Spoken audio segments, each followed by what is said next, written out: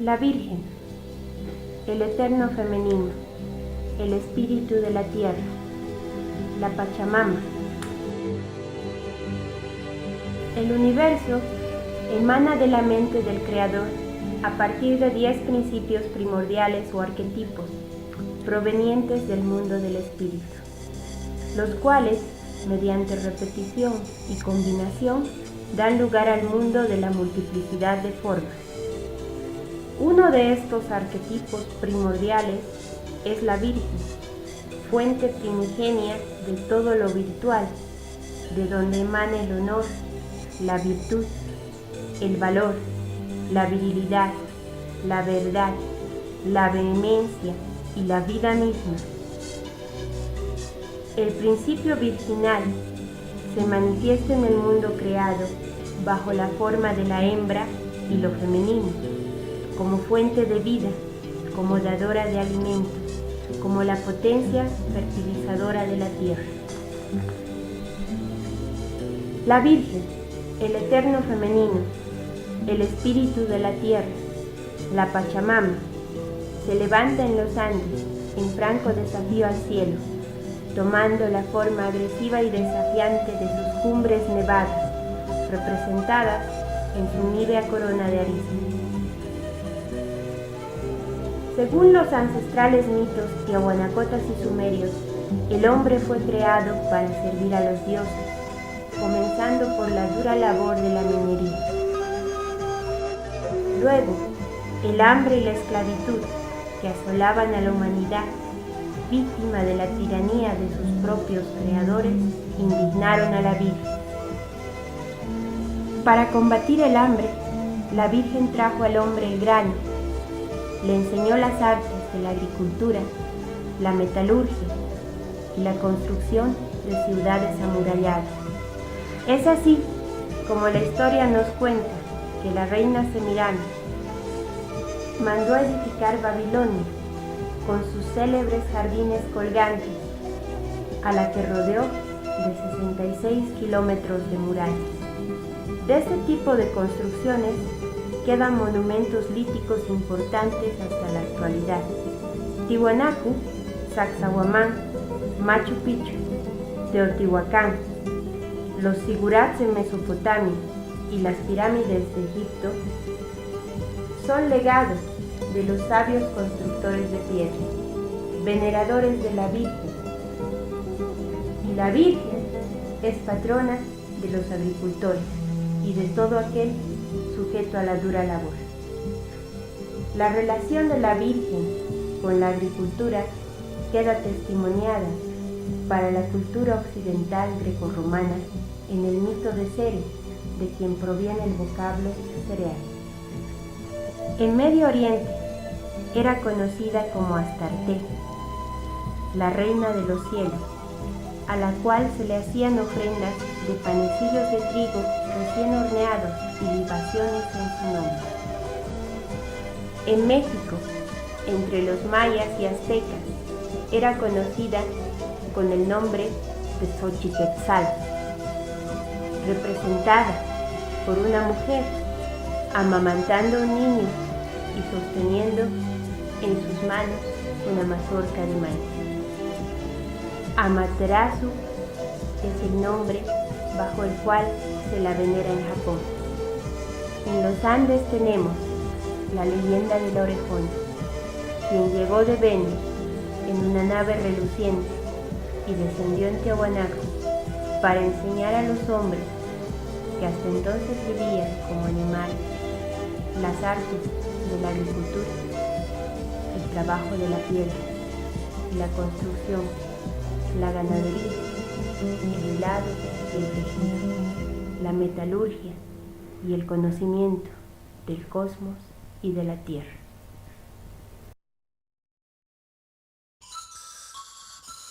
En la isla del Sol, la Orejona estableció su residencia. Un día, cumplida su misión, volvió a emprender vuelo, retornando a Venus en su reluciente aeronave. Los incas eran llamados orejones. porque se agrandaban los lóbulos de las orejas artificialmente, y era señal de su ascendencia divina y la pureza de su sangre heredada de la orejona. Según el profesor Alberto Laguna Meave, para la tradición indígena, la Isla del Sol es el centro del mundo,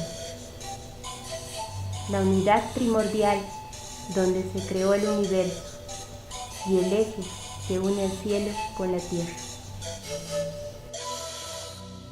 A este santuario, el más venerado de los Andes, acudían con la mayor devoción peregrinos de todos los confines del Tahuantinsuyo.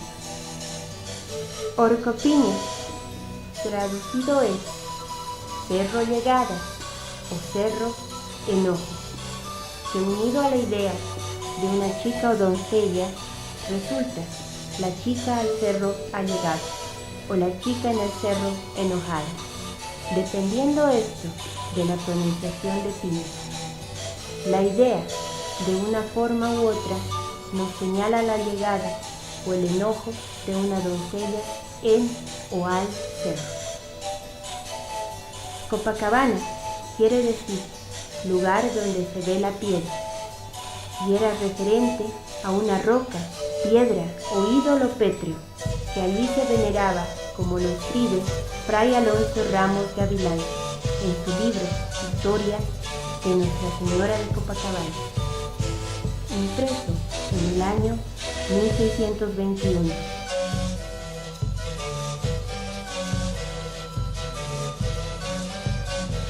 En ambas, en Copacabana y Orcopiña, la tradición de las piedras es ancestral y está íntimamente ligada al rito de la zapatita.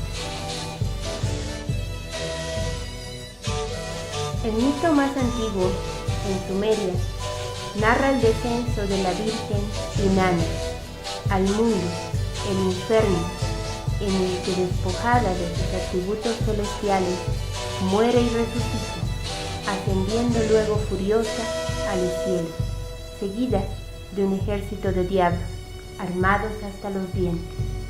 Ese día tembló el cielo ante su presencia. Culturas Sumeria y Tehuanacota tienen el mismo origen. La prueba viviente es la danza de la Diablada, la Virgen del Socavón, patrona de los mineros, seguida por una hueste de demonios guerreros que la venera con su danza, en búsqueda de la liberación del espíritu cautivo.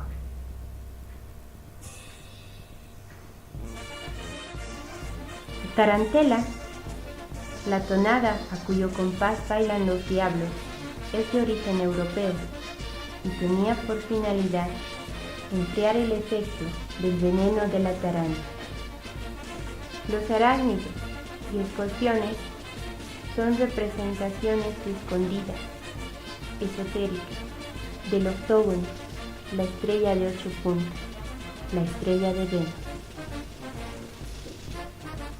Llevan 8 patas, 8 puntas, y enfrían la pasión animal, lo que en la cultura andina se denomina apunamiento. Es por ello que la música elegida para la Diablada es la danza romana de la tarantela, que en la Italia de hoy es danza de agricultores.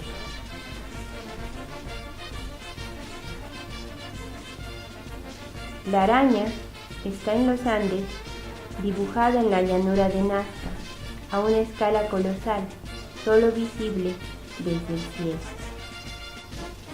La Diablada, indudablemente, es una danza guerrera. La posibilidad de que fueron pueblos guerreros y conquistadores, llegados allende de los mares, quienes fundaron la casta de los Ingas, mediante alianza con la nobleza de los pueblos nativos, es enorme. Que la danza de la Diablada es una rememoración a la llegada de gentiles que visitaran América y dejaran su legado mítico y guerrero. Sabemos, por antropólogos e historiadores como Dick Ibarra Grasso, boliviano-argentino, y el libro Los hombres barbados en América, Jean-Jacques de Mailloux, y la obra La geografía secreta de América antes de Colón, Graham Hancock y el bestseller Las huellas de los dioses, don Arturo Poznanski y su monumental trabajo intitulado Tiwanaku, la cuna del hombre americano, que frisones, godos y luego vikingos se asentaron en territorio americano siglos, si no milenios, antes del descubrimiento del Nuevo Mundo en 1492. Arthur Poznanski descubrió restos de viviendas vikingas en la Isla de la Luna, y en los libros de Dick Ibarra Grasso hay fotografías de chulpas rubias, estatuillas antropomorfas con rasgos nórdicos desenterradas en Guatemala. Corroboran los mitos andinos y mesoamericanos sobre los viracochas y quetzalcoatl, hombres altos y barbones, con largas cabelleras rubias y trenzadas, llegados de las aguas para abolir los sacrificios humanos.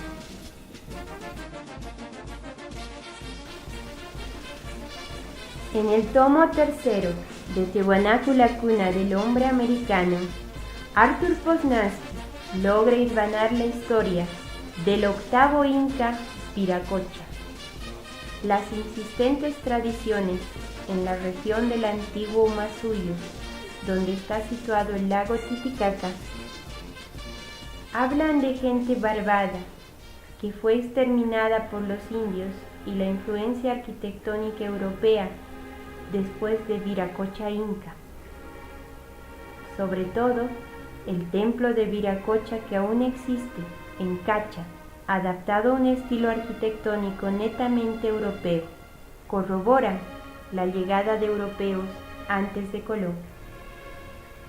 Además existe una tradición en la Isla del Sol de un hombre rubio, venido de la costa del Pacífico, que casó con una india de la isla y tomó el apellido de Inga. Él enseñó a los indios cosas desconocidas para ellos. Hizo al sistema europeo las construcciones aún visibles en la Isla del Sol, encima de las arcaicas construcciones de piedra labrada. Querus, con representaciones de europeos, con yelmo y cota de malla acolchonada, anteriores a la época de la conquista, prueban el arribo de europeos a los Andes antes de Colón. Las danzas andinas son representaciones de hechos culturales de gran relevancia social y que por lo mismo marcaron a los pueblos nativos del Ande. La colonización influyó en sobremanera en el folclore. Por ejemplo, danzas como los caporales y la morenada se inspiran en los esclavos de raza negra comercializados por la Compañía de Indias holandesa, que se insertaron en el contexto social y luego en la conciencia colectiva. El tinku deja entrever la influencia española, no solo en el casco y la indumentaria del tercio español que exhiben los bailarines, sino en la actitud belicosa y aguerrida de los conquistadores. Danzas más autóctonas, llamerada, cuyahuada, huacahuaca, describen en sus argumentos características sociales de los pueblos nativos, el pastoreo, el tejido, la ganadería, la guerra y conductas colectivas influidas por los colonizadores como el toreo.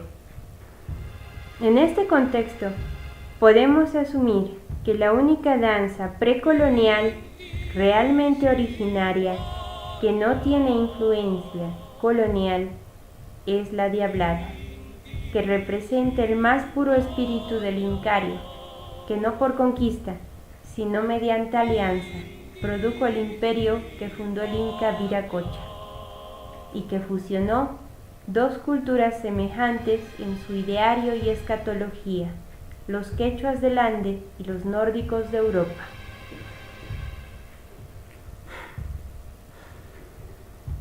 Solamente con contemplar la increíble indumentaria guerrera del bailarín de Diablada, coraza, escudo, espadas y tridentes, debajo de la coraza, a modo de emular la piel blanca, la calza o buzo blanco con que se atavían los danzantes. Las máscaras con crestas y cuernos, pelucas rubias o rojas.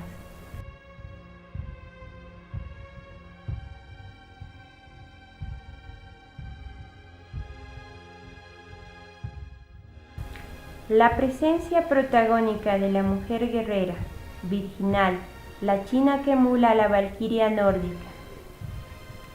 Los osos blancos, polares, conocidos por los pueblos nórdicos, pues estos osos son característicos de la región polar y sobre todo se aprecia la típica rebeldía nórdico-pagana. Toda esta riqueza cultural ha sido distorsionada por el fanatismo religioso impuesto por los colonos y su intolerancia con otras mitologías, en especial la mitología andina. La Diablada no es solamente una representación lúdica, fruto de la superstición y de carácter carnavalesco. La Diablada es una representación mucho más profunda. Ella, la Virgen y su niño, al mando de un ejército libertador de los espíritus cautivos. En verdad creemos, hoy más que nunca, que es ella quien puede llevarnos a la libertad.